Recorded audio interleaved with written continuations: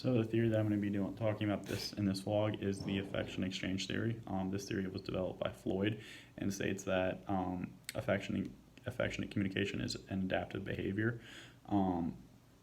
And there are varying different postulates about it, but this theory actually wraps up a lot of what you see in the world with relationships, couples, and just different dynamics that couples have. You'll see what I mean in a minute.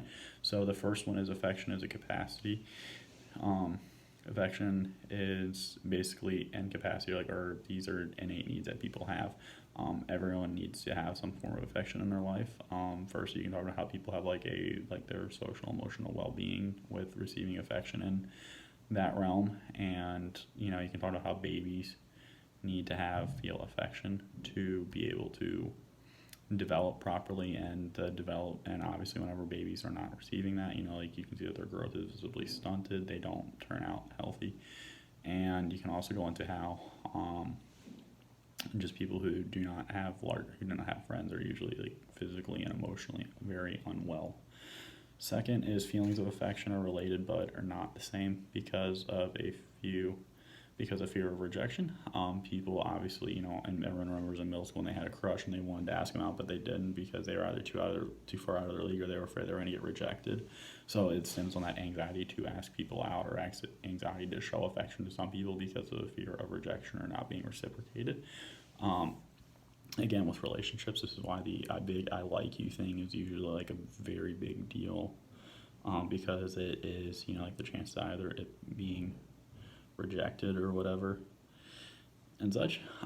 So affectionate communication. So the third one is affectionate communication helps increase the chances of survival and reproduction.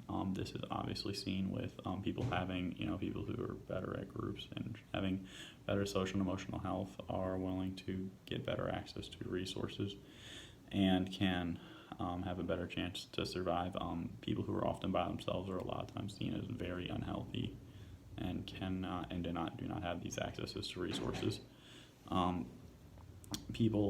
fourth one is people have different tolerances of affection. That's seen with people who like touch, some people are more touchy-feely, some people are more a little bit more standoffish. Again, you can kind of sum this up with the love languages, the 5 love languages that exist. And the final one is that people will just kind of reject the behavior that's not in their postulate, their zone of tolerance. Basically, it's saying that people if they're super not handholdy or whatever, they will not want to be touched or be in that, which is why some people in relationships will seek out people that have similar love languages to them. That is the affection exchange theory summed up.